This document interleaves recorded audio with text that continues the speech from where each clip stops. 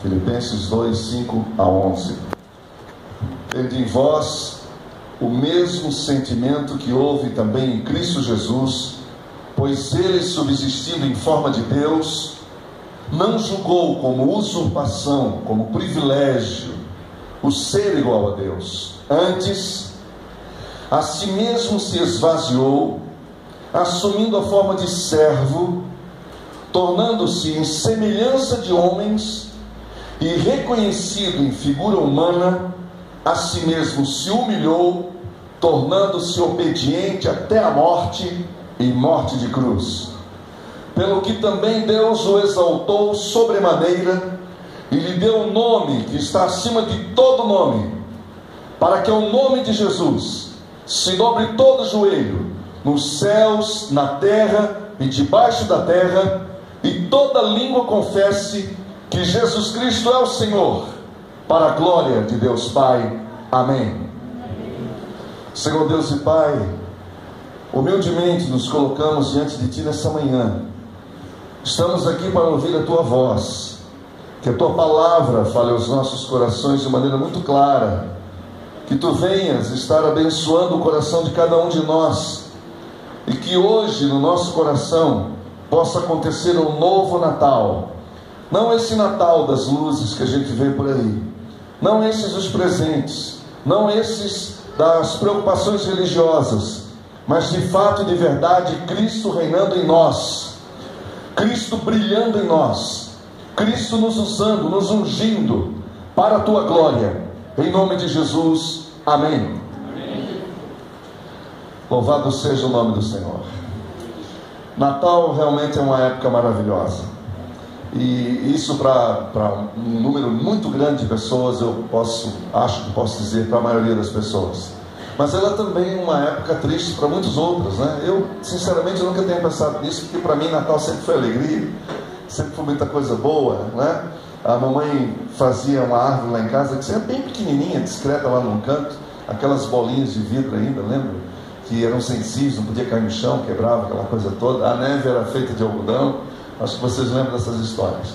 Então para mim o Natal sempre foi aquela coisa gostosa. Era tempo quando o papai comprava umas tubaínas pequenininhas, e aquilo era uma festa. A minha durava muito, porque eu fazia só um furinho, não tomava ela de vez. Eu acho que bastante gente já fez isso, porque aquilo era um evento, né, na vida da gente. Aquilo era um evento. Comprava aquelas garrafinhas pequenininhas, aquilo durava, que era uma coisa. Fazia umas jogadas com a minha irmã lá para tomar um pouquinho da dela, prometendo que ela ia tomar da minha, depois fazia aquele rolo, aquela confusão. Natal era a época que a minha mãe fazia aquelas maioneses maravilhosas, com geminha de verdade, maionese de verdade, não essa que a gente compra hoje no mercado, aquelas que dá saudade. Com tanta coisa linda, tanta coisa maravilhosa. Mas depois, lendo, estudando, etc., a gente ir conversando e vivendo, a gente começou a perceber que nem para todo mundo o Natal é festa. Aliás, tem muita gente que o Natal é uma tristeza, porque lembra de divisão de família, aquela história de que Natal, a família já está dividida, todo mundo já sabe que o Natal é comemorado na casa da tia Chica e o fim do ano é na casa do tio João, porque tem uma metade da família que não se dá com a outra. Aí a gente tem que fazer aquela jogada básica, e aí já começam as tristezas, as divisões, essa coisa toda. Mas também há aqueles que toda lembrança que eles têm de Natal não é só essa da divisão familiar, mas é da tristeza mesmo, é da dor, é da ausência, é da presença sim, mas é da ansiedade, da ganância, não é? De uma fartura em forma de mesa, mas na verdade é aquela conversa frívola que não leva a lugar nenhum, e no final tem sempre aquele cara chato que bebe todas e acaba com a festa da família. De modo que Natal hoje é uma coisa impressionante. Para uns gostam, outros não gostam. No mundo religioso também tem problemas sérios. Tem gente que comemora, tem gente que não comemora. Tem igreja que se vê um negócio desse aqui, uns enfeites desses, como a nossa irmã fez, que o pastor Saulo já falou, que ficou lindo, maravilhoso, fica escandalizado. Falou, isso aqui é tudo menos uma igreja evangélica, e por aí vai. Não é verdade?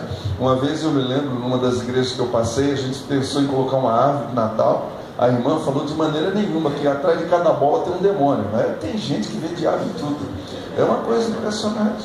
É uma coisa impressionante. Então o que a gente faz com essa data? A gente comemora com singeleza, com tranquilidade, e sem essas posições polarizadas, nem para lá, e nem para cá, nem demonizando e nem achando também que é o ó do Borogodó, que não é nada disso. E a coisa mais importante no Natal é, de fato, a gente entender o que aconteceu e qual era o propósito de Deus com o Natal. E falando nisso, eu precisava falar o seguinte: a primeira coisa, Natal é uma data que no Novo Testamento eu e você nunca vimos Jesus comemorar. Alguém aqui já viu Jesus falando: olha, semana que vem é meu aniversário e quem não for na minha festinha eu vou ficar de mal? Não existe isso. A gente não encontra em nenhuma parte dos evangelhos essa preocupação, essa importância para o nascimento de Jesus. Incrivelmente não se comemora em lugar nenhum aqui. A gente não vê, não enxerga, não há como, entendeu? Mostrando para mim e para você claramente que isso não é importante. Do ponto de vista da data em si, não é importante. Que daí a gente vai para Colossenses e vê lá que todas as datas, nenhuma delas são importantes. Até para narrar o nascimento de Jesus, quando você vai nos evangelhos e vê a narrativa dos evangelhos, não se vê mês, não se vê dias, não existe. Porque a gente sabe que foi naquele período do reinado. Está lá citado o nome do monarca, é só isso. É só isso, só para ter uma ideia. Aliás, é uma discussão incrível. Tem gente que diz que nasceu em outubro, tem muita gente que fala que foi em janeiro, alguns, um outro grupo menor, que acha que foi em março, e para a maioria de nós é dezembro. É dia 25 ainda, não é o dia 24. É aquela coisa, é aquela briga, né? E aí a gente vai vendo essas coisas. O que aconteceu? Todo mundo já sabe, todo mundo sabe que Jesus não nasceu no dia 25 de dezembro, isso é óbvio. Todo mundo sabe que essa foi uma data colocada pelo Império Romano, através de Constantino, que agora, convertido ao cristianismo, teve uma excelente ideia de unir um reino que estava completamente, um império totalmente desunido. Ele inteligentemente, politicamente, colocou essa data, que era a comemoração do deus Mitra, que primeiro foi Deus dos escravos, depois passou a o Deus mais importante dos soldados. E você acha que o Império Romano tinha um número mais ou menos de soldados ou não? Aquilo era milhares e milhares para cobrir aquele império todo. Ele inteligentemente, fazendo uma média com todo mundo daqui e de lá, estabeleceu essa data. E aí é que nós temos essa ideia de comemorar. Mas é só isso, não é nada disso. Quando você vem para os evangelhos, a importância é outra. A importância não é de datas, não é de mês, não é de ocasião, mas é de uma pessoa que chegou para mudar a história. Amém? Um ser que nasceu para mudar a história. Então, quando a gente fala e pensa de Jesus, o rei, que nasceu o rei em Jesus, no entanto, o modelo de rei é outro. O modelo de rei não é aquele a qual eu e você estamos acostumados. Do cara poderoso, do cara que dá ordem, todo mundo obedece. Quem é contrário, ele já fica irritado, porque normalmente eles são meio bipolares, já manda o cara para a cadeia, já arrebenta com tudo. Eu sou, eu faço, eu aconteço. Esse é o tipo de reinado que a gente vê aí.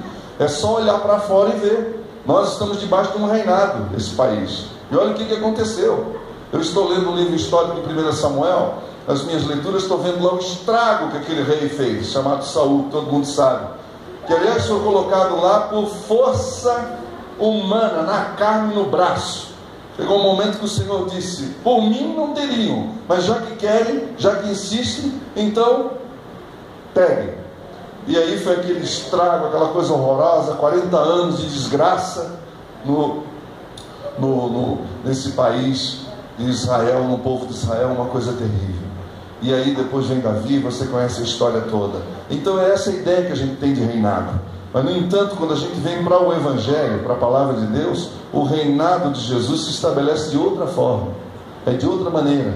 Porque ele sim, ele é o rei dos reis. Só que ele é um rei diferente de todos os outros. De todos os outros. Ele é um rei que habita dentro de nós. É um rei que ele quer ser rei e é dentro do coração de cada um de nós. Só tem sentido o reinado de Cristo se ele se assentar no lugar prioritário, 001, no seu coração, no centro do seu coração, no centro da sua vida. Você pode ser quem você quiser ser dentro da estrutura religiosa, ter o cargo que você tiver. Você pode até ser um pastor, um líder, pode ser o que você tiver, e mesmo assim não ter Cristo reinando no seu coração. Veja como uma coisa é sutil. Veja como uma coisa realmente exige de nós obrigado, querido, exige de nós uma reflexão simples, uma volta para o Evangelho. Nós precisamos voltar para o Evangelho. Não há sentido comemorar esse Natal aí das luzes, que tem gente até que fica triste, falou: pastor, antigamente aqui em Londrina a gente tinha tanta luzinha na cidade, era tão lindo, o espírito natalino foi embora. Falou: esse espírito aí tem mais é que ir embora mesmo, e nós temos que voltar para o espírito do Evangelho. Amém, meus irmãos? Amém, queridos irmãos? O que adianta nós abrilhantarmos a rua e a casa, aquelas coisas ali? Eu não sou contra, não, acho até lindo, eu acho muito bonito isso, acho lindo, não é? E é coisa maravilhosa. Eu me lembro que uma vez eu fui tive a oportunidade de ir lá na cidade de Nova York, quando aquela árvore é acendida. Eu nunca me arrependi tanto. Fiquei umas 40 quadras longe da tal da árvore, que tinha tanta gente que eu nunca vi no mundo, entendeu? Vi por um telão, passei um aperto danado só para ver aquela árvore. Falei: meu Deus, o que eu estou fazendo aqui? A gente se empolga tanto com essas coisas. É bonito, mas a coisa mais linda é nós voltarmos ao centro do Evangelho. O Senhor Jesus, quando Ele fez a oração dominical, e todo mundo aqui conhece a oração do Pai Nosso, há uma frase ali que me encanta, diz: Pai nosso que estás no céu, santificado seja o teu nome. E agora, venha o teu reino, seja feita a tua vontade, assim na terra como nos céus. Esse rei, que é Jesus, o Cristo, e Cristo não é sobrenome de Jesus, como a maioria pensa, Jesus Cristo. E aqui me parece que até propositadamente o apóstolo Paulo diz: tendo em vós o mesmo sentimento que houve em Cristo Jesus. O título primeiro, a unção primeiro, ungido. Cristo quer dizer o ungido de Deus. Ele é ungido, ele é o Messias, ele é ungido de Deus, e veio para nos ungir. Nós temos que ter a unção do ungido, a vida do ungido dentro de nós. É o ungido que tem que reinar dentro de nós. E aí o Senhor Jesus, ensinando na oração, Ele diz: venha o teu reino. Palavra política, obviamente, que Ele usou para dizer um reinado. Reinado significa uma área, uma região que está sob o controle, o domínio de um monarca, de um principal, daquele que é o cabeça. Nada supostamente deve acontecer naquela área sem que aquele homem não aprove, não ordene. E aí sim ele é o rei. Ele é o rei quando está tudo debaixo da mão dele.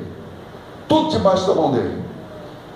E é interessante porque quando a gente olha isso do ponto de vista, por exemplo, de uma nação, você pensa, por exemplo, no Iraque hoje, a realidade do Iraque, e do Brasil de certa maneira também. Se a gente for um pouco mais assim, observar as coisas, você já vai me entender o que eu quero dizer. No Iraque hoje, você não pode dizer que tem um governo central, que lá está cheio de grupos e governos paralelos. No Brasil também tem, só que mais sutis, mas eles estão aí, está cheio deles. Não se pode dizer que é um governo central, que tudo corre de acordo com a vontade daquele governo central. Passando isso para o Evangelho, o que isso quer dizer é o seguinte: Senhor, venha ser o rei da minha vida, e nenhuma decisão será tomada sem o teu consentimento, e nenhuma decisão será tomada sem que a tua vontade seja clara para mim. Eu não darei um passo sem ouvir a tua voz. Eu não tomarei uma decisão sem ouvir um sim da parte do Senhor. Isso significa tê-lo como nosso rei. Tê-lo como nosso rei é você pensar nas coisas mínimas da vida, que a gente chama de coisas simples. Aquelas decisões que a gente toma todo dia, que a gente chama de decisões simples, mas que, no entanto, quando não observadas, quando não tomadas com consciência diante do Senhor, podem trazer desdobramentos, consequências os mais desastrosos para a nossa vida. A gente perde amigos, perde irmãos, perde um monte de coisas, são perdas acima de perdas, tudo isso porque eu tomei uma decisão na carne, ou seja, eu não consultei o coração de Deus. Por favor, não levante a sua mão. Você já tomou alguma decisão na sua vida do qual você se arrependeu amargamente? E que você disse: por que eu não parei para refletir? Por que eu não consultei o coração de Deus? Por que eu não pedi permissão para Ele? Por que eu não esperei só um pouquinho? Por que eu não consultei o Senhor? Se você faz parte desse reino, se você é um súdito do rei, tudo que você faz tem que passar pela via da vontade do Senhor. Venha o teu reino, o teu reino, o teu reino, o teu, Senhor, não o meu. venha o teu reino, seja feita a tua vontade. A tua vontade. Já pensou se a gente pudesse fazer isso antes de cada resposta que a gente dá, de cada reação que a gente tem? Chega a dizer: Senhor, vem reinar na minha vida agora. Como que eu reajo segundo o teu reinado, segundo o teu propósito? Como que eu respondo isso? Qual será a minha resposta? Qual é a minha atitude agora, diante dessa situação? E em cada momento nós levarmos isso a sério, sabendo que tem um rei que vive dentro de você, no seu coração, e ele quer reinar absolutamente o seu coração e a sua vida. Amém? Do contrário, as pessoas veem a gente falando de Jesus, de natais, etc. Entra Natal e sai Natal, e as pessoas não veem nenhuma mudança em nós.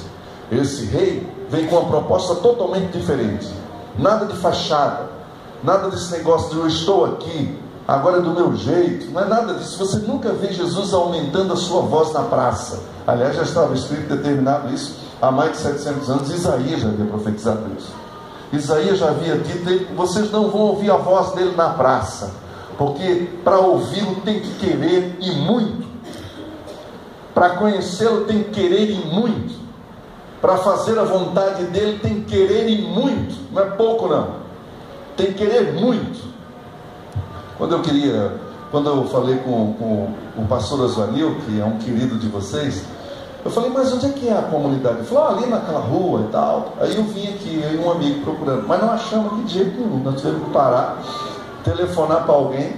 E aí eu achei engraçado, porque eu lembrei disso. Eu falei: essa aqui é uma igreja que para entrar aqui tem que querer muito. Durante a semana não tem como achar. Não é verdade? Aí a Eva me deu o número, daí não teve erro, já não teve problema. Agora eu cheguei ali, já tinha um banner desse tamanho dizendo: é aqui o negócio. É aqui o negócio. Quando eu olho para o Senhor Jesus, o reinado que Ele tem para fazer em nossa vida, Ele só é rei se essas verdades forem verdade dentro de nós. O parâmetro, o paradigma, a referência que eu e você temos é o próprio Senhor. É a vida dele. Ele foi na frente dizendo: eu vou ensinar a vocês de como deve ser feito. E aí eu queria que chamar a sua atenção e pedir para você voltar os seus olhos para o texto e me acompanhar. Veja bem, quando que Jesus reina na nossa vida? Quando o que ele ensinou virá prática na nossa vida. Quando que Jesus reina em nós? Quando o que ele ensinou vira verdade na nossa vida. Quando o que ele foi, o que ele fez, se torna prioridade na nossa vida. Então, olhando para o texto, o apóstolo Paulo disse: tende em vós o mesmo sentimento que houve também em Cristo Jesus. Então é possível ter, que o apóstolo aqui está exortando, ensinando, dizendo: tenham, busquem isso, almejem isso, almejem isso. E é isso que eu acho que muitas vezes falta em nós. A gente tem que querer mesmo que Jesus reine no nosso coração, porque a hora que você fala isso, uma guerra foi declarada. A hora que você fala assim: olha, Senhor Jesus, eu quero que tu sejas o rei soberano na minha vida, ouça isso, uma guerra foi declarada. Foi declarada uma guerra contra a tua vontade, uma guerra contra a vontade das pessoas que te amam, ou dizem que te amam, que convivem com você, porque a partir de agora, você escolheu seguir Jesus de fato e de verdade. Não é só a conversa da boca para fora, não. Aliás, eu acho que vocês concordam comigo. Lá fora, a turma está cansada desse modo gospel. A turma está cansada de igreja. A turma está cansada dessa turma chamada evangélica. Eles estão cansados porque eles não veem coerência na nossa vida. Nós precisamos voltar ao evangelho. Hoje disse que no Brasil tem 30 ou 40 milhões de evangélicos. E aí alguém fez uma pergunta muito interessante. Falou: e quantos já estão fora? Que um dia estiveram e hoje não estão mais. Você sabe que eles chegaram a um número mais ou menos? Sabe qual o número que foi? Dá um chute aí. Quantos que vocês acham que estavam e agora não estão? 100. Decepcionaram, desapontaram. Quanto? 100. 100 o quê? 100 milhões? Então está um pouquinho abaixo. Está o mesmo número que está dentro. De 30 a 40 milhões de desviados hoje no Brasil. De gente que não quer mais saber de igreja. Por quê? É claro que tem aquele que não quer nada com nada. Todo mundo sabe disso. Mas eu estou falando da maioria que entrou querendo isso, o Evangelho, e encontrou a religião, querendo Jesus e deu de cara com o sistema, querendo servir ao Senhor com alegria, e deu de cara com faraós dentro das igrejas. E aí as pessoas disseram: não é isso que eu quero para a minha vida, e saíram para nunca mais voltar. Por que muitos dos jovens saem das igrejas? Porque o pai e a mãe é uma coisa dentro do templo, prédio, edifício, e em casa é outra coisa. O que o pai e a mãe fala do pastor, do líder lá na mesa, nunca teve coragem de falar aqui, chamar o líder e conversar com ele no tete a tete, no face to face, com amor. Com amor.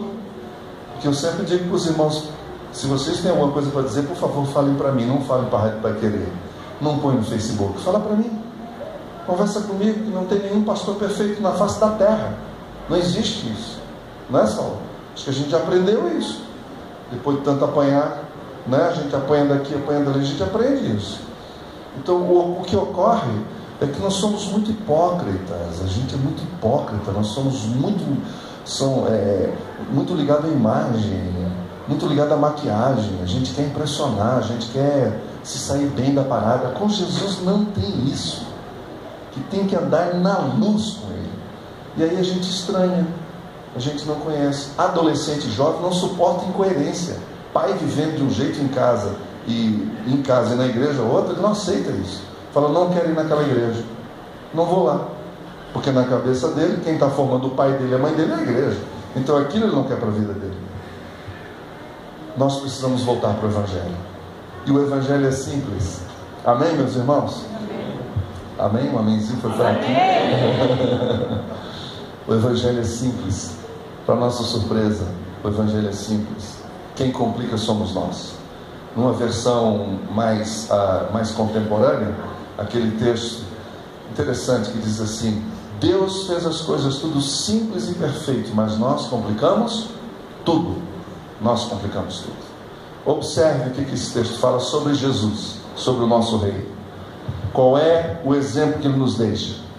6. Pois ele, subsistindo em forma de Deus, não julgou como usurpação ser igual a Deus. A primeira coisa, ele era Deus, ele sabia quem ele era. O Senhor Jesus nunca teve crise de identidade, nunca teve surto de identidade, ele sempre soube quem ele era, e por causa disso nunca tremeu na frente de ninguém. Vocês pensam? Até aqueles textos que diz ali que quando a coisa fervia, ele saía pelo cantinho por ali e por aqui, porque não era a hora, não era chegado o momento.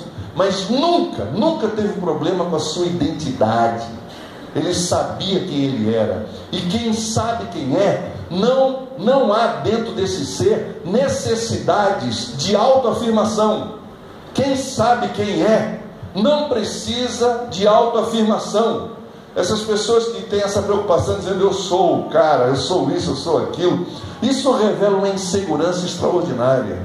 O reinado de Jesus em nós é fazer de nós testemunhas. Nós sabemos de quem, e é por isso, presta atenção, que o Senhor Jesus não precisa de defesa de ninguém.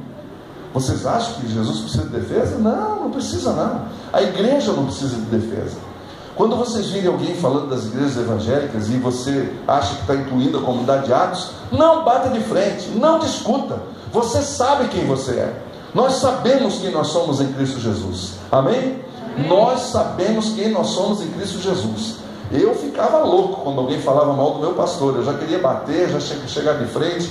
Uma vez eu ouvi claramente o Senhor falando assim: meu filho, eu não preciso da sua defesa. Aliás, eu quero dizer o seguinte: os seus argumentos só tornam piores as coisas. Então fique na sua. Deixa que os meus, quem defende sou eu. Eu defendo os meus. E é assim que o Senhor Jesus faz conosco. Amém? Amém. Deus, mesmo sendo Deus, Ele não julgou como usurpação, não dizendo: ó, agora eu sou o cara e vocês vão ver com quantos paus se faz uma cangaia. Nunca falou isso. Nunca chegou batendo em ninguém, nunca chegou arrebentando ninguém. Até essa questão da ira de Deus, que é tão pouco compreendida no meio das igrejas. Ira de Deus, aliás, um assunto muito pouco pregado. É por isso que ninguém sabe o que é. Todo mundo tem ideia de que ira de Deus é algo que não pode se pregar. Pois é, a coisa mais maravilhosa que existe é a ira de Deus. Porque um pai Um pai que não admite um filho indo por um caminho que vai destruí-lo. O pai que ama, disciplina. O pai que ama, põe limites. O pai que ama diz, não é por aí. O pai que ama, João 8, diz para a mulher, volta por outro caminho. O pai que ama, fala isso. O pai que ama interrompe o fluxo de morte. E é por isso que a gente precisa de que Deus esteja manifestando a sua ira. Só que a ira, quando a gente usa ira, a gente pensa na nossa ira. Essa ira louca, translouca que a gente tem. Essa ira, que agora você está bem, daqui a pouco você não está. Essa coisa surtada, que a gente briga com todo mundo, que vai de 0 a 100 em 10 segundos. Entendeu? Já fica com raiva, um iracundo, sempre reage com raiva, nada pode ser contrariado, que já fica com raiva. Tem gente que pensa que Deus é assim, um descontrolado, um irado, um zangado. Não é nada disso. O Senhor apenas diz, a minha palavra é essa, o meu mandamento é esse. Se você obedecer, abençoado será. Se não, disciplinado será. É só isso. E você sabe, você pensa que Deus sai com a vara batendo nas pessoas por aí, como às vezes alguns crentes, né, já ouvi, uma vez eu ouvi uma que eu fiquei impressionado. A pessoa bateu o carro 2 vezes na semana, e ele andava meio afastado do convívio, do templo, daquela igreja. Eu ouvi um irmão falando assim, vai varão, isso é a mão do poderoso pesando sobre você. Isso é a mão, está vendo a mão de Deus pesando sobre você? Isso é a maldição de Deus. O camarada bateu 2 vezes na mesma semana, coitado do cara. Todo mundo estava dizendo naquele lugar que ele estava sendo amaldiçoado por Deus. Você acha que isso mesmo que é a ira de Deus? Não, meu filho. A ira de Deus é outra coisa, completamente diferente. Sabe o que ele fala? Fala, você quer viver do seu jeito, da sua forma, sem se submeter a mim? Então vai, fique à vontade. Você pensa que ele vai correr atrás de você, pegando no seu pé, dizendo, pelo amor de Deus, eu preciso do seu dízimo, eu preciso da sua presença lá, senão a comunidade de atos vai fechar. Você acha mesmo? Você acha mesmo? Você acha mesmo? O Senhor, Ele dá corda, meu brother. Ele diz, vai e você vai ver onde é que vai dar essa bagaça.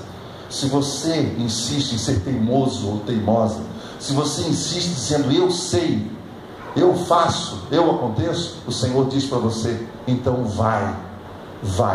Se você não quer mais o meu Espírito, o Santo Espírito, te atormentando, te chamando, te cutucando, te sensibilizando, te convencendo, pois está encerrado aqui, você não vai ouvir mais a minha voz. É isso. E Deus deixa você lançado à sua própria sorte. Eu, no entanto, peço em nome de Jesus que essa mão nunca saia de sobre mim. Eu quero estar sempre debaixo da pressão da mão de Deus e nunca quero estar debaixo da pressão da mão do homem. Amém? Amém. Pelo reinado de Deus é isso. Você está debaixo desse cetro. Eu quero ficar debaixo desse cetro. Esse cetro de amor, de compaixão, de disciplina. Porque quando Ele me disciplina, eu sei, Ele me ama e Ele está aqui perto de mim. Então, Deus, mesmo sendo Deus, sabendo que era Deus, Ele não julgou como usurpação ao ser igual a Deus. É tão diferente como a gente vê hoje aí. Tem alguns líderes aí, evangélicos, eu sei que vocês nunca ouviram falar sobre isso, mas eles dizem assim, se sair da minha igreja, eu vou lançar uma maldição sobre você. O que é isso? Esses caras acham que são Deus. Aliás, eu ouvi uma coisa interessante, diz que tem alguns médicos que eles se acham quase Deus, né? São semideuses. Tem uns advogados também, eles acham que eles são semideuses. Tem alguns juízes, eu não sei se tem algum juiz ou advogado aqui, depois alguém me ajuda a sair pela porta do fundo, mas tem alguns juízes que a maneira como ele age dá a impressão que o cara é a última expressão do mundo. Agora, eu vou falar uma coisa para você, ninguém segura a pastorada, porque o pastor ele tem certeza que é Deus. A pastorada, eles não têm nem dúvida, nós somos os deuses, entendeu? Isso é uma coisa horrorosa. Eu vejo um Deus que é Deus, não fazendo não tem nenhuma preocupação. É por isso que lá no Monte das Oliveiras, no dia daquela traição horrorosa, o que Judas combinou com os outros? Tinha uma senha, tem que ter uma senha. E qual foi a senha? Ô senha terrível essa, hein? Essa senha é terrível. Eu gosto de beijar todo mundo, sai beijando todo mundo. Logo um beijo. Por quê? Porque ele era judeu, tinha a cor de judeu, cheiro de judeu, falava como judeu, era um como outro qualquer. Como outro qualquer. mesmo sendo Deus, não julgou com usurpação ser igual a Deus. O Senhor Jesus mora no seu coração? Nunca aponte para os outros dizendo: olha lá, nunca faça isso. Nunca faça isso. Um dia, andando na calçada, o Dwight Moody estava junto com um companheiro da igreja dele, do tabernáculo, andando nas ruas de Chicago. Tinha um camarada bêbado ali na calçada, e ele foi, aquele senhor que estava com o Moody, foi pegando no braço de Moody para se afastar na calçada. Olha, tem um bêbado ali. E o bêbado já foi dizendo: Moody, foi você que me converteu. O cara estava para lá de Bagdá já. E aí aquele senhor, preocupado, ovelha do Moody, mas preocupado que ele passasse perto de um mundano, de um perdido, de quem estava indo para o inferno, ele foi dizendo: cuidado, reverendo, venha para cá, não é? Cuidado com esse pecador que está aí. Aí o Moody olhou bem para aquele homem, aquele irmão da igreja dele, e disse: meu filho, eu só não estou no lugar dele por causa da graça de Deus. Só isso. Só existe uma diferença entre eu e ele, é que a graça de Deus está sobre mim. E esse homem ainda não entendeu isso, mas um dia ele há de entender. Mesmo sendo Deus, não julgue como usurpação ser igual a Deus. Antes a si mesmo se esvaziou. Esvaziar-se. Você sabe o que é se esvaziar? Certa vez eu, buscando a presença de Deus, Senhor, enche-me do teu Espírito, e como que eu estivesse insistindo já um longo período e nada acontecendo, um dia eu ouvi uma voz clara e nítida dentro de mim dizendo: como eu vou encher algo que já está cheio? Eu pergunto: meu Deus, eu estou cheio? Fala: sim, você está cheio de inveja, cheio de mágoa, cheio de ressentimento. Meu filho, se esvazie primeiro. Tira esse lixo dentro de você primeiro. Depois eu derramo do meu Espírito sobre a sua vida. Esvaziar-se da arrogância, da prepotência. Esvaziar-se do eu, do ego. Aquele ego terrível, gigante que existe dentro de nós. Gigante. Qualquer coisinha nós estamos irritados, qualquer coisinha a gente perde a estribeira, qualquer coisinha a gente empina a carroça, qualquer coisinha a gente roda a baiana. Como que você acha que o Senhor Jesus está reinando num coração assim? Como? Como reinar num coração que onde reina na verdade é a carne, não é o Espírito Santo de Deus? Irmãos, eu estou falando para os meus irmãos, eu estou falando para mim. O primeiro ouvido a ouvir essa palavra foi o meu. Eu tenho lido um livro que eu recomendo a todos vocês, A Senda do Calvário, antigo, velhinho, A Senda do Calvário, fininho, 72 páginas, Roy Hession. Vai lá, procura esse livrinho. Eu me lembro que eu tinha lido ele há 20 anos atrás. Depois, conversando com um amigo, ele disse: leia de novo. Eu falei: mas eu já li. Ele falou: leia de novo. O cara me deu uma. Leia de novo, mas leia com outro coração. Ele quis dizer o seguinte: não com aquele coração soberbo lá de 20 anos atrás. Leia com o coração quebrantado, entenda o que está lá. Quando chegou nessa página de quebrantamento, eu me arrebentei. Não existe avivamento sem quebrantamento. Esquece. Não existe avivamento sem quebrantamento. Não existe avivamento sem quebrantamento. Não existe quebrantamento sem esvaziamento. Não existe. Ele não pode colocar a glória a Deus, a glória dele no coração cheio da gente mesmo. Isso fica confuso. As pessoas nunca sabem que se é Deus que está agindo ou não. Deus não pode completar a obra dele no nosso coração, com o nosso coração cheio de ego, cheio de preconceito. Eu sei o que é o preconceito. Eu já vivi num país onde o preconceito, as pessoas olhavam para mim. Eu chegava num Walmart, a senhora do caixa olhava aqueles olhos azuis lindos, as senhorinhas de 70, 75 anos trabalhando ali no caixa. Elas olhavam para mim meio assustadas, porque eu olhava para mim desse jeito que eu olho, né? Aquela foto do Facebook, a gente bota uma foto bem bonita do Facebook, né? Eu nunca vi ninguém botar uma foto dele mesmo feia no Facebook. A gente sempre escolhe a melhorzinha. Então eu me vejo daquele jeito. Mas a mulher olhava para mim, ela viu o Bin Laden em mim. Eu acho que ela ficava esse homem quando o preconceito tem um cheiro. Preconceito. O que tem de preconceito dentro das nossas igrejas evangélicas é uma coisa impressionante. A gente tem que se esvaziar disso em nome de Jesus. Amém? Esvaziar. Tem que se esvaziar para que o reinado de Cristo seja abundante no seu coração. Quem vai ganhar é você, meu irmão. Quem ganha é você, minha irmã. Quem ganha a sua casa, quem ganha a sua família. Vamos adiante. A si mesmo se esvaziou, assumindo a forma de servo. Servo. Saiu um livro agora chamado Escravo, do John MacArthur. Quem puder ler esse livro, leia. Tudo que tem sobre esse homem, você lê. Pode ler. É um homem de Deus. John MacArthur. E esse homem escreveu esse livro chamado Escravo. Esse é um pouquinho mais grosso. Esse aí deve ter umas 400 páginas. Esse livro fala do resgate de uma palavra que a gente traduziu como servo. E que na verdade aqui a palavra não é servo. É o que? Escravo. Escravo não tem direito a voz. Escravo não tem direito de nada. Ele não é livre. Quem manda nele é o Senhor dele. Isso é escravo. Mas nós hoje, para dar uma maquiada no negócio, imagina se você não falar de escravo aqui, domingo que vem não tem nenhum irmão aqui na igreja. É porque a gente não admite a pureza do Evangelho, a gente não aguenta.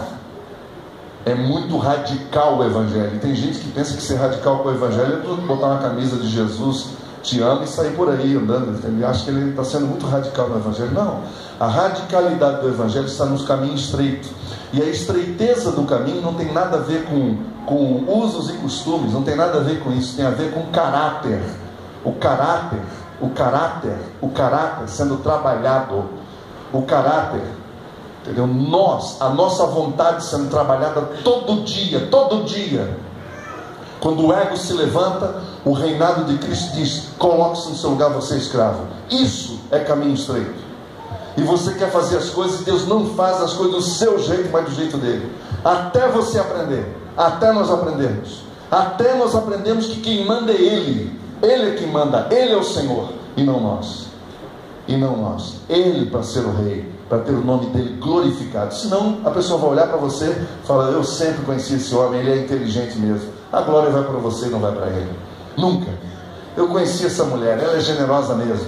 Esse já nasceu generosa, a família dela toda é assim. Onde é que Deus recebeu a glória nisso? Onde é que está a glória de Deus nisso?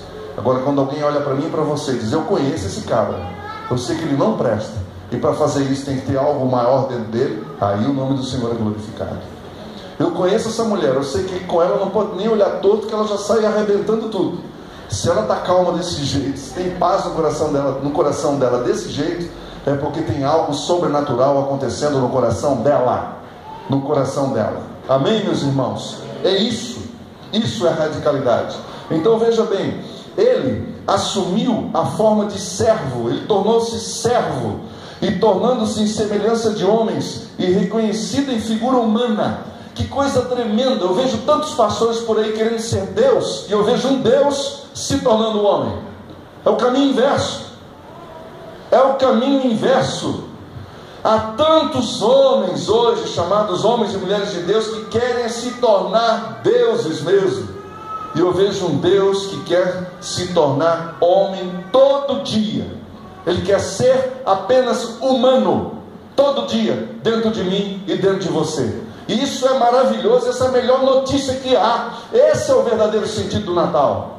Quando Jesus humano, ele nasce no nosso coração todos os dias. Isso é Natal.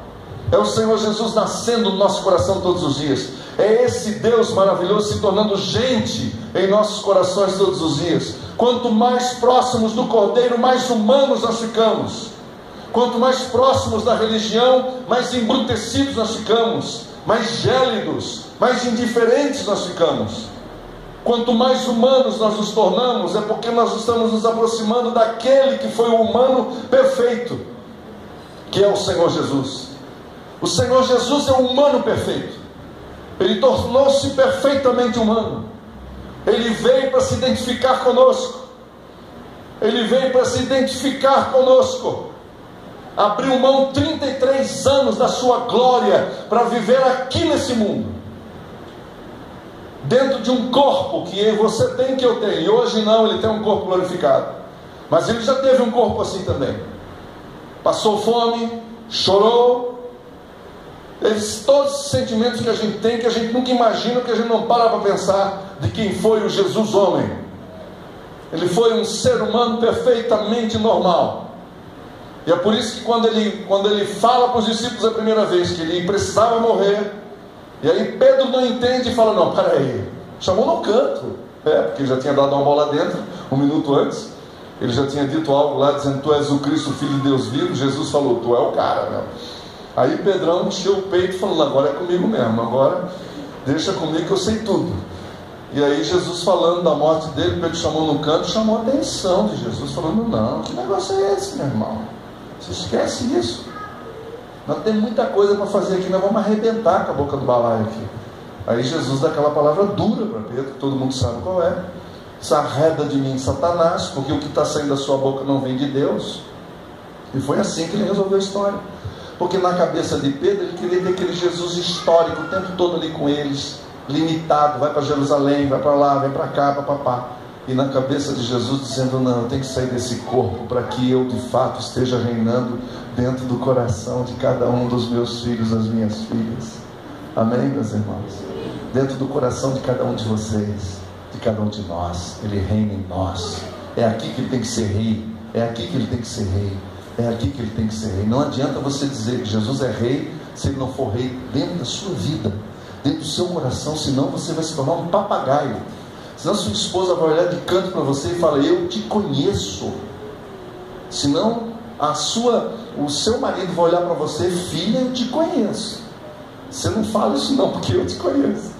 E os filhos vão dizer isso dos pais dos filhos, os amigos dos amigos, enfim, porque há incoerência.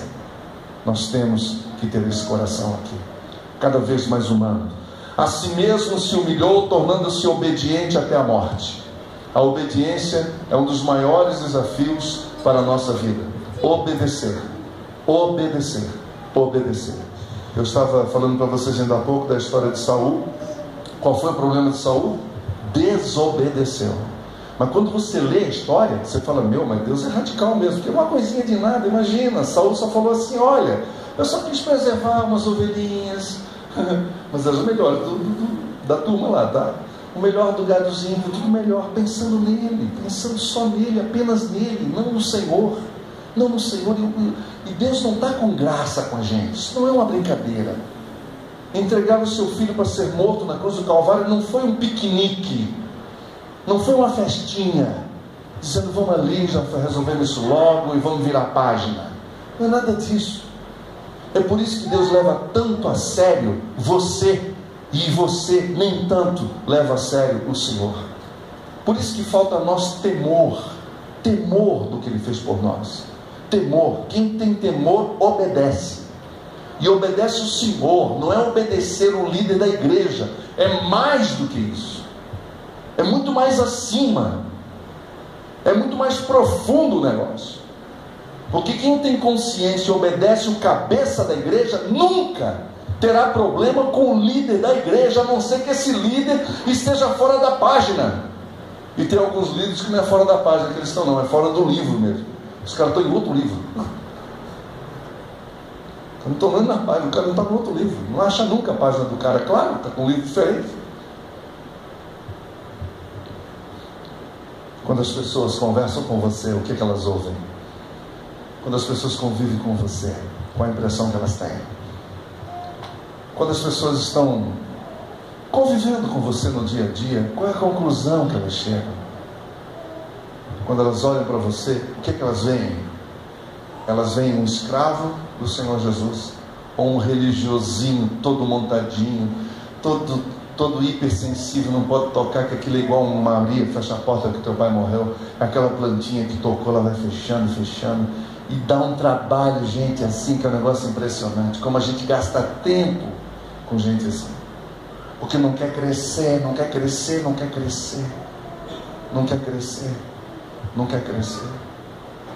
só fica na mamadeirinha, não quer crescer, não lê a palavra de Deus, não lê, cara. Tem cara que não lê a Bíblia, meu Deus.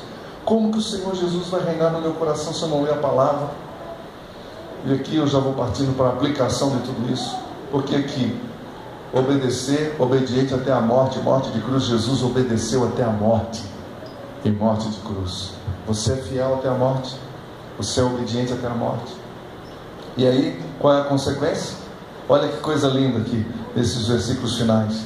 Pelo que Deus o exaltou, vamos ler junto comigo? Pelo que Deus o exaltou sobremaneira, e lhe deu o nome que está acima de todo nome, para que ao nome de Jesus se dobre todo o joelho, nos céus, na terra e debaixo da terra, e toda língua confesse que, para a glória de Deus Pai. Amém. Como que se faz isso? Sim, porque tem um como, né? Tem um como. Como que a gente faz isso? Como que Jesus reina no nosso coração? É importante você saber. Em primeiro lugar, você tem que querer. Você tem que querer. Tem que querer. Tem que querer. Alguém aqui já teve dor de dente, daquela de subir parede de ré, de costa? Alguém já teve? Você queria um dentista morando dentro da sua casa naquele dia.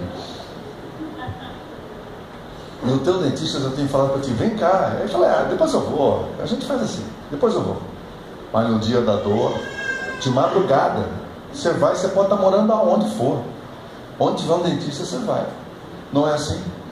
O nosso carro, a gente tem que dar uma consertadinha lá de vez em quando, que é a chamada manutenção, mas a gente não faz manutenção. Aí já liga no meio da rua, que em geral é meio-dia, quando não tem quase movimento nenhum na rua, pega uma Higienópolis mais ou menos vazia naquela hora do meio-dia, aquela azul. Aí chamar o mecânico e dá aquele transtorno todo. Aí tem que ir atrás, né? Quebrou, tem que ir atrás. Nós, pastores, estamos cansados de chegar no hospital, a irmã fala assim, pastor, eu não parei, Deus me parou. Quantas vezes vocês ouviram isso? Quantas vezes a gente ouve isso? Por que a gente é assim? Por que nós somos assim? Então que o Espírito Santo de Deus esteja gerando no coração de cada um de nós uma inquietude. E ouça o que eu vou falar, para mim poder voltar aqui uma outra vez, que eu gostaria. Ouça o que eu vou falar. Ouça o que eu vou falar. Que venha uma santa perturbação na sua vida. Você sabe o que é uma santa perturbação? Você sabe o que é uma santa tristeza? Você já ouviu falar de uma angústia que vem de Deus? Você já ouviu falar de uma tristeza que vem de Deus? Não é do diabo, é de Deus. A tristeza. Porque Ele está apaixonado por ti. Porque Ele é um Deus apaixonado por você. Ele vê que você é um ateu protestante, é um ateu evangélico, é um ateu gospel. A gente só fala que crê nele, mas a nossa vida diz tudo ao contrário. Ele não aguenta isso. Então o Senhor vem dizendo, filha, eu quero estar contigo. Eu quero estar contigo. Eu quero estar com você. Filho, eu quero falar com você. Eu tenho coisas a te dizer. Deus ama cada um de nós, mas você tem que querer muito esse Deus. Amém? Querer ter encontro com esse Deus. A segunda coisa, vá pronto para entregar tudo. Vá pronto para entregar tudo, porque Ele olha para nós e Ele não vê nada de bom dentro de nós. Que nós não temos nada de bom mesmo. Não tem. Desculpa, mas não tem. Não serve. Não tem nada em nós que sirva para o Senhor. Nada. Você sabe o que é nada? Nada. Não há um bom sequer. Isso está em Romanos. Um bom sequer. Nenhum. Nenhum. Nem para remédio. Não há nada de bom dentro de nós. E esse negócio é tão sério que uma vez um homem chegou para Jesus e disse, bom mestre, o que devo fazer para herdar a vida eterna? Achou que estava fazendo já um meio de campo. Quando o Senhor Jesus pegou uma foice e cortou o cara no meio. Assim, falou, quem que disse que eu sou bom? Não há nenhum bom, meu filho. Pode parar com a média. Se você está pensando em fazer bajulações aqui comigo, não funciona. Bom é só o Pai. Agora tu já pensou, Jesus falando isso até dele mesmo, incluindo-se na história, dizendo bom é só o Pai? Agora tu imagina eu. Tu imagina você. O que ele pensa de mim, de você? Você está entendendo? Você não impressiona Deus. Por mais que você faça, você nunca vai impressionar Deus. Entenda isso. Você nunca vai agradar a Deus. Do teu jeito, não. Do teu jeito, não. Do teu modo, não. Com o teu script, não. Da tua maneira, do teu modus operandi, do teu modus vivendi, não. Não. Não. Ele já sabe como que dá isso. Ele quer fazer coisa nova na sua vida e dizer, eu fiz, por isso você é assim hoje. Eu fiz, por isso você está trabalhando hoje. Você não é o que é de nascença, você é o que é depois que eu me tornei rei da sua vida. Aí sim. E como que a gente faz isso? Dando uma abertura para Deus, buscando a palavra de Deus. Agora preste atenção, por favor. Você tem uma Bíblia, né? Amém. Se não tem, compra. Nunca vi tanta Bíblia como hoje. Eu fui na livraria e perguntei de propósito, quanto tipo diferente tem de Bíblia aqui? A moça falou, tem 40 tipos diferentes de Bíblia. Tem para menina adolescente até 14, tem para menina adolescente de 15 a 17 anos. Hoje é assim. Tem para mulher casada, mulher viúva, mulher não sei o quê. Tem para homem de negócio, tem para ministra. Tem Bíblia para tudo quanto é lado. Então só basta uma Bíblia só, tá bom? É só uma Bíblia, qualquer uma, não tem problema. Qualquer uma. Pegue a Bíblia e abra em Mateus e vá de carreirinha. Mateus, Marcos, Lucas, João, até Apocalipse. Volta para Mateus. Mateus, Marcos, Lucas, João. Entenda o Novo Testamento.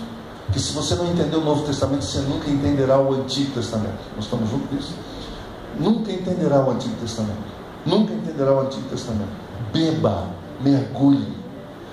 Dá uma fechadinha no Facebook em nome de Jesus. Em nome de Jesus, só um pouquinho. Eu não estou pegando no pé, tá? Eu tenho Facebook também, você já sabe, eu já contei lá na chácara, né? O WhatsApp parou por 12 horas, não foi? 12 horas. Foi aquela loucura. Coisa impressionante, hein, que aconteceu no WhatsApp. Teve gente que entrou em crise. Meu Deus, eu estou sem WhatsApp.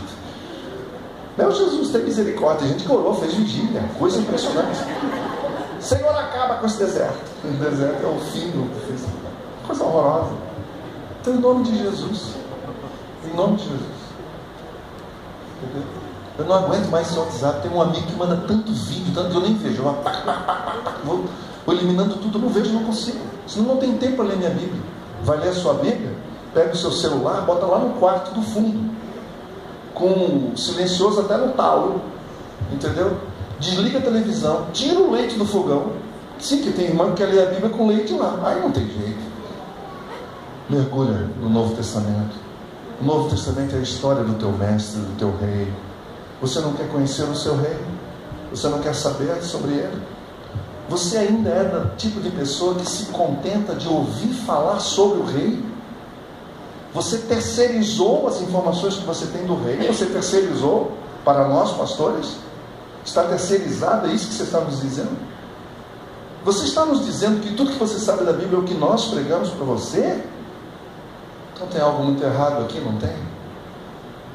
E se o Senhor deu uma mensagem para os nossos pastores, vamos supor um mês, quatro semanas, e um tema diferente do outro, mas a crise que você está passando, entenda, preste atenção por favor, não tem nada a ver com aqueles 4 temas, porque foi uma decisão da liderança, tem um calendário, etc, etc, mas aquele probleminha que você está passando, não foi abordado naquele mês, mas seria, se você tivesse pego a Bíblia e lido de carreirinha. Carreirinha é uma expressão tão cabocla, tão nossa, tão do sítio, tão da roça. Fazer de carreirinha, sem pressa. Volta no texto, faz perguntas para o texto, pergunta quem é que está falando, para quem que está falando, o que está falando, vai devagar. Vai devagar. Eu gosto de caixinha de promessa, tá, gente? Eu gosto. Mas deixa ela no cantinho um pouquinho, por favor. Que tem gente que só gosta da caixinha de promessa, que só tem bênção lá. Eu já andei fazendo uma proposta, ainda vamos fazer uma outra caixinha para ver se tem venda. Mas só daquelas pegadas, é isso que eu te digo. Eu acho que ela vai ficar lá por lá. Você precisa falar da palavra de Deus. Sabe por que a maioria de nós tem vergonha de falar de Jesus? Porque a gente não conhece o Jesus que a gente professa. A gente não conhece a palavra de Deus. Eu fiquei impressionado com o missionário que foi mandado para o Oriente Médio para pregar para o Islã. E depois de 2 anos ele se converteu ao islamismo. Você acredita nessa? Eu quase caí duro. Falei, uau! Isso acontece porque a gente não conhece a palavra de Deus. Conhecer a palavra de Deus. Conhecer a palavra de Deus. Alimente-se da palavra de Deus. Beba a palavra de Deus. Beba o Evangelho. Conheça esse Jesus de verdade. Conheça esse rei para quem você vai entregar o seu coração, o trono do seu coração, e dizer: vem e assenta-te aqui, porque eu te conheço, e o que tu disseres eu vou fazer. Segunda coisa, aprenda a conversar com Deus. Orar é conversar com Deus. Sim, se você não é daquelas que consegue ficar 3 horas em cima do milho de joelho para orar, não se apavore. O Senhor Jesus costuma responder orações de gente em pé, deitado, sentado, em qualquer lugar. Mas o que Ele vê mesmo é a atitude do coração. O coração tem que estar quebrantado. Esse é o segredo da oração. Qual é o segredo da oração? Coração quebrantado. O coração quebrantado é aquele que diz: eu não sei, tu sabes. Eu não posso, tu podes. É isso, é um coração quebrantado. Um coração quebrantado. E você coloca as coisas específicas na presença de Deus. Fale o que você está precisando. Conte para Ele. Conte para Ele. Mas não peça nada para o Senhor antes de dizer: completa a tua obra em mim. Venha ser o rei do meu coração. Essa é a primeira oração que nós temos que fazer. Venha ser Natal em mim hoje. Hoje, venha ser Natal em mim hoje. Todo dia dizendo isso para o Senhor. Que quando a gente aprende a falar isso, a nossa oração muda. Porque agora a oração vai ser feita da perspectiva do rei. Amém? Do rei, não da minha perspectiva. Muda as nossas orações. Muda as nossas orações. Terceiro e último lugar, compartilhe o que você tem recebido na oração e na palavra. Compartilhe com alguém. Compartilhe com alguém. Mas, eu sou tímida. A mim você não engana. Ninguém é tímido. Todo mundo pode falar alguma coisinha. Não é verdade? Todo mundo. Compartilhe. Compartilhe. Compartilhe com o outro. E compartilhe a sua vida com o outro. A sua vida. E só pode compartilhar quem vive. Quem não vive não tem nada para compartilhar. Então, embutido, eu já estou dizendo, seja coerente. Tenha uma vida santa, uma vida plena. Vida santa não é vida perfeita. É vida submissa ao reinado do Senhor. Que o Senhor nos abençoe. Que o Senhor nos guarde. Vamos fazer uma oração. A gente pode fazer, pastores. Vamos orar juntos aqui, né? Nós juntos. Vamos ficar juntos, nós aqui. Vamos ficar todos nós juntos aqui. Vamos ficar em pé. Vem cá, vamos ficar juntos.